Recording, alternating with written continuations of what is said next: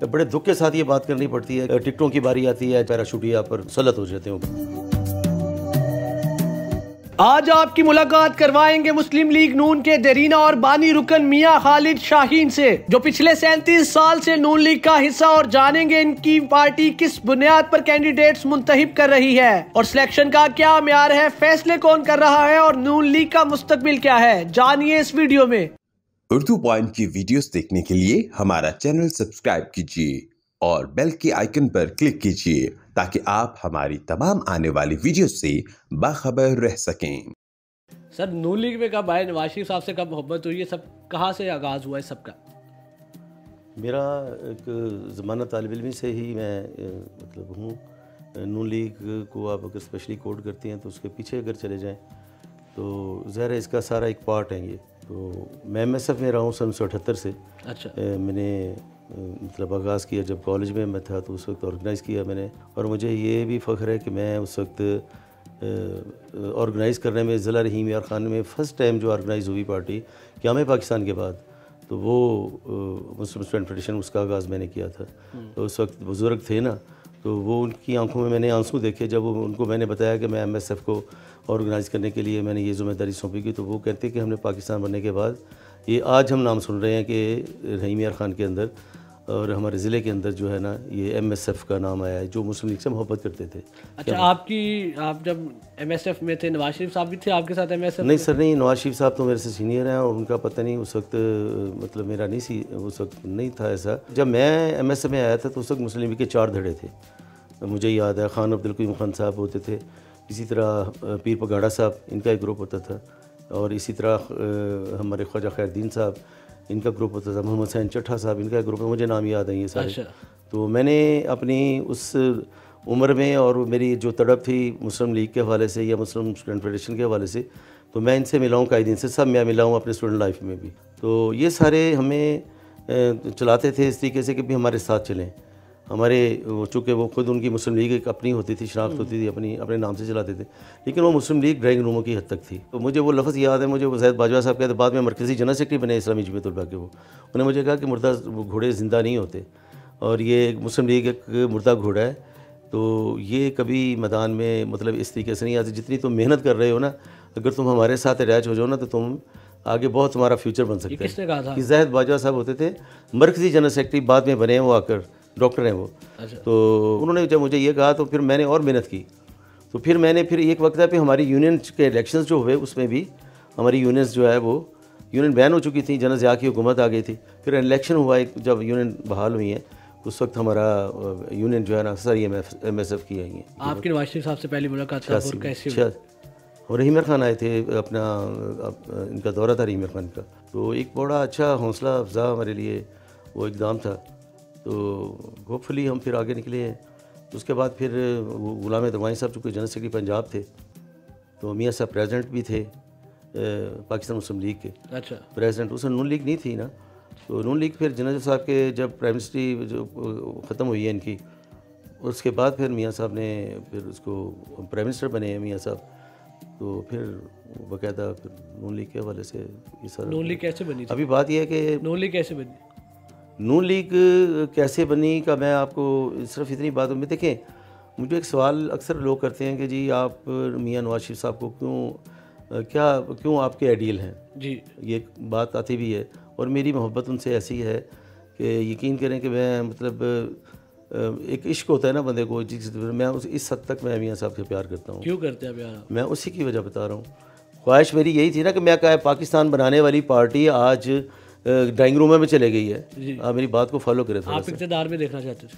मैं ये बात इक़्तिदार में आती थी जी, इक़्तिदार में ऐसे आती थी कि जैसे कयूम खान ग्रुप है, पीर पगाड़ा का ग्रुप है, 4 बंदे उसके आ गए, 2 बंदे उसके, 2 मिनिस्टर बन गए उससे।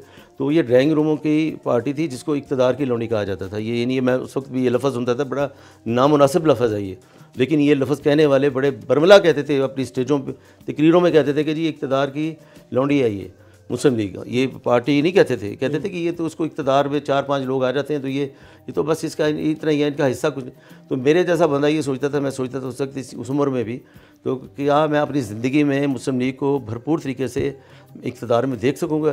तो वो अल्लाह ताला ने जब नवाज शरीफ की शक्ल में इसको सामने लेकर आए उसको, तो मेरे लिए तो वो आइडियल बने। उन्होंने एक पूरा उसको स्ट्रीट पावर बनाया उन्होंने पब्लिक के अंदर। आप देखें कि किस तरीके से उन्होंने इसको ऑर्गेनाइज़ किया, और मुस्लिम लीग एक आवाज़ बनी पब्लिक के अंदर, अवामी ताकत बनी। तो ये क्रेडिट था मियां नवाज शरीफ का। फिर उन्होंने फिर इक़दाम बहुत अच्छे काम किए उन्होंने, तो इस वजह से मेरे आइडियल हैं मियां नवाज शरीफ साहब। उनका सबसे बड़ा क्रेडिट ये है कि उन्होंने पाकिस्तान को बहुत कुछ दिया। तो फिर 99 में क्या हुआ? 99 में जैसे ज़ाहिर है हुकूमत आ गई दूसरी, इसकी मुशर्रफ साहब आ गए। अच्छा, मुशर्रफ साहब के दौर जो फिर वो उनके जो हरबे थे, कारकुनों का अरसा हयात तंग किया, कारकुनों के लिए सख्तियाँ की, तो उस वक्त बहुत सारे लोग छोड़ गए। फिर 99 का दौर सिमिलर था जैसा आजकल पीटीआई का दौर चल रहा है? पीटीआई के साथ जो हो रहा है कुछ भी नहीं हो रहा। अच्छा। पीटीआई ने तो जो कुछ किया है उसको तो जवाब देखें। ये जितना भी पीटीआई का दौर को मैं अभी डिस्कस क्या करूं, यहाँ पर जो कुछ होता रहा इस्लामाबाद की सड़कों पर, रेड जोन एरिया के अंदर जो कुछ होता रहा, क्या किसी ढकी छुपी बात है? वहाँ पर जो डांस करवा कर नौजवान नस्ल को वहाँ पर जो बुला कर वो जो पैगाम देते थे, जो लड़कियाँ घर से वहाँ पर जाती थी, क्या था इनके मकासद, क्या थे इसके पीछे कि हम ऐसा निज़ाम लेकर आएंगे? ये सारी बातें जो हैं आपने अपनी आंखों से नौजवानों ने देखी हैं। तो क्या ये इन्होंने मतलब ये कि तरबियत क्या की नौजवानों की? अच्छा, इमरान खान साहब के दौरे हुकूमत में क्या नून लीग को मुश्किलात है? इमरान खान के दौर में मुश्किलात ही मुश्किलात थी। क्या भी हर पर्चे जो है इस तरीके से हो रहे थे, किसी को निकलने नहीं दिया जाता था। इन्होंने क्या और करना क्या है? देखिए, आपने 99 में भी फेस किया, फिर इमरान खान के दौर में भी फेस किया। बिल्कुल, हमने क्या फेस किया इमरान खान के दौर में? इमरान के दौर में यही फेस किया कि हमारी जो क़यादत के साथ हम तो दंदरा कर हम आते रहे हैं, बाहर करते रहे हैं, धमकियाँ तो उनकी चलती रही हैं ना, लेकिन ये कि हमारी क़यादत के सारे लोगों को उनको मुकदमात करके उनको अंदर किया ताकि ये नीचे वाले भाग जाएंगे, लेकिन हम नहीं भागे। आपको तो नहीं तंग किया गया? इमरान तंग कैसे किया जाता है? जब आपके बड़ों को, आपकी लीडरशिप को बंद कर दिया जाए, जब आपकी लीडरशिप को जब अरसा हयात तंग कर दिया जाए, तो फिर उसके बाद कौन सी बात रह जाती है? मुझे बताएं। ये कोई कमी तो नहीं छोड़ी, हमारे सारे लीडरान तो पकड़े हुए थे। नवाज शरीफ साहब के साथ नून लीग के साथ अटैच है, आपकी काफ़ी कुर्बानियाँ होंगी। क्या कुर्बानियाँ आपकी? जब हमारे घर में 20-20, 25-25 पुलिस वाले जो मेरे घर के जो घेरा डाला होता था, तो मैं कई दिन घर के अंदर रूपोश होता था।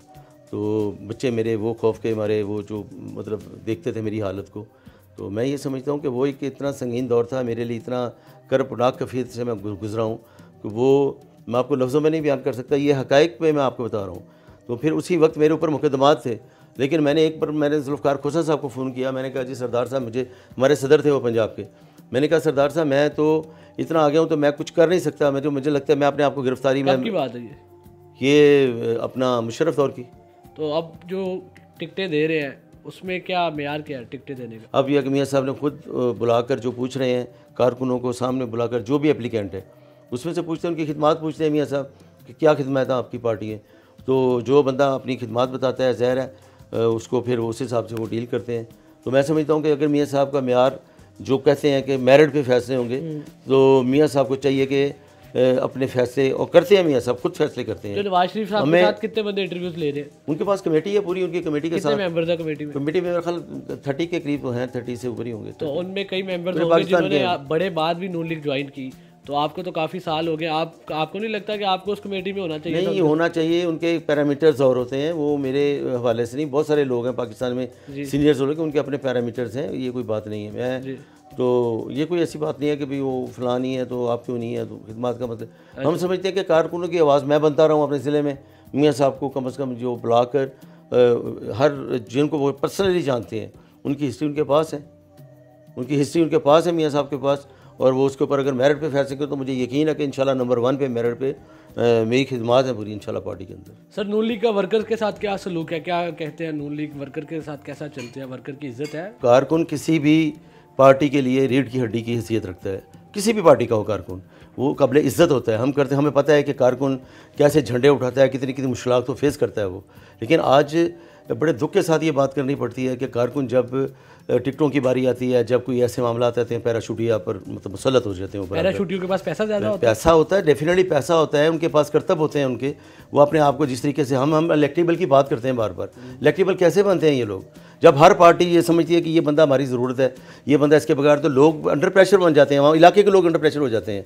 वो समझते हैं कि यार ये इसी को वोट देना है क्योंकि इसको हर पार्टी ने लेना है। आप नून लीग बनने से पहले से उनके साथ हैं, आपके मुकाबले में कोई पैराशूट ही आता है जिसके पास बहुत ज़्यादा पैसा है, तो कौन सिलेक्ट? देखो नवाज शरीफ साहब के पास अगर मुकदमा मेरा चले जाए, अच्छा, मियाँ साहब को पता है, मियाँ साहब फैसला बिल्कुल मेरिट पे करें, मुझे भाई मतलब मैं पूरा यकीन के साथ कह सकता हूँ, मेरे कायद के ऊपर मुझे इतना है कि वो अपने कारकुन का पैरा देते हैं, वो आवाज़ सुनते हैं, इसीलिए उन्होंने हर कारकुन को बुलाकर हर जहाँ से एप्लीकेंट है उनको कहते हैं किसी के साथ ज्यादती ना हो जाए, और मेरिट पे मियाँ साहब कहते हैं मैं फैसला करूँगा। लेकिन ये कि पैराशूटी आपको पता है हर पार्टी में आते हैं, वो सिर्फ नून लीग की बात नहीं मैं कर रहा, हर पार्टी में आते हैं। ये तहरीक इंसाफ जो अपने आप को बहुत बड़ा क्लेम करती है कि जी हम कारकुन की आवाज़ हैं, इनके अंदर क्या है? इसने क्या कहा था? इसने कहा था कि जी मैं जो है ना नए चेहरे लेकर आऊँगा, नौजवानों को लेकर आऊँगा, और जनाब जी चले हुए कारतूस, सारे चले हुए कारतूस 2 नंबर लोगों को इसने वो पूरा झमघुटा लगाया हुआ था। 2 नंबर लोगों के नाम बताएं। मैं यार क्या बताऊँ, मैं ये बात करता हूँ कि मेरे बात आप सारी पार्टियों से लोग गए उनके पास, सारी पार्टी हमारी पार्टियों से निकल कर सारे लोग उन्हीं के पास गए हैं। फिर तो ये नून लीग की कमज़ोर हिकमत अमली नहीं, नून लीग की कमज़ोर नहीं, लोगों का ये इल्मिया है हमारा पाकिस्तान के अंदर कि लोग ये समझते हैं कि जो इक़्तिदार है उसके साथ जिसको हवा जहाँ की चलती है उसके शामिल हो जाते हैं, और फिर हमारे जो ऊपर जो बैठे हुए हैं लीडरान बैठे हैं वो सिफारिशें मुरतब करते हैं उनकी। लेकिन ये नहीं कि आप कारकुनों को रोंद कर वो ऊपर आ जाएं और ऊपर सुपरसीड कर जाएं आकर, ये चीज़ नहीं होनी चाहिए। पैराशूटर्स पहले आते रहे ना, पैराशूटर हर पार्टी में जाते हैं, तो सिर्फ फिर कायद गलत है। हर पार्टी में जाते हैं वो लोग, हर पार्टी में, लेकिन इनको मजबूरी नहीं बनाना चाहिए। मैं अपना पैगाम जो देना हूँ, मेरा पैगाम मेरी बिल्कुल यही बात है। मैं कहता हूँ हमारे कायद खुद सुन रहे हैं इस वक्त सारी जो है अपने कारकुनों की बात। नवाज शरीफ हमारे कारकुनों की तड़प रखते हैं, सबसे बड़ी बात है। जिंदा मिसाल ये है कि मैं 16 साल सदारत में रहा हूँ, मेरे सामने बहुत सारे लोग आए, ठीक है, मियाँ साहब ने मेरे ऊपर कंप्रोमाइज़ नहीं किया, नो स्टिल मैं प्रेसिडेंट बनाऊँ, जब मुझे अलग किया, मेरे कायद के नोटिस में नहीं था ये। अगर आपको टिकट ही दी जाती तभी आप यही बात नहीं, मेरी जो मेरा कायद मुझे फैसला करेगा, टिकट का तो रोना नहीं है मुझे। मैं हर बार अप्लाई करता हूँ, मेरा जुमहूरी हक है ये, अपनी पार्टी के अंदर मेरा हक है। हर बार टिकट मिलती है कि नहीं, मैं पार्टी के अंदर अप्लाई करता हूँ, फैसला क़यादत ने करना होता है, नहीं करेगी तब भी मैं को पार्टी के पीछे तो नहीं हटने वाला। जो बेहतर होगा वो करेंगे, पार्टी के लिए जो बेहतर होगा वो करेंगे, जो इस मुल्क के लिए बेहतर होगा, जो पार्लियामेंट में उनका जिन लोगों को जाना चाहिए वो समझते हैं कि ये ज़्यादा बेहतर है, तो उनका ज़्यादा। आपसे सिर्फ इतना अर्ज करो कि आवाम को बता दें कि नवाज शरीफ साहब किस बेसिस पे टिकट दे रहे हैं, नून लीग कैसे जज कर रही है टिकट होल्डर्स? हम ये समझते हैं कि उनको टिकट जज करने की बात, मैं तो कारकुन की बात कर रहा हूँ ना, जज करने की बात तो ये है कि हम समझते हैं कि वो मेरिट पे फैसला करें, मेरिट पे फैसला करेंगे। मैं इस जगह पर आज जो जदोजहद मेरी है इस चीज़ पे कि मुझे मेरा अवार्ड मिलना चाहिए, मैं इतनी खिदमत की है मैंने पार्टी की है, मैं चाहता हूँ कि मुझे उसका अवार्ड मिलना चाहिए, मुझे उसकी इज़्ज़त मिलनी चाहिए उस जगह पे, उस मकाम पे। तो मेरा ये क्लेम है अपनी पार्टी के अंदर भी, और मेरे अपने कायद के सामने मेरी ये पूरी दरख्वास्त है जो मैं अपनी खिदमात की मैंने उनके सामने पेश की हैं।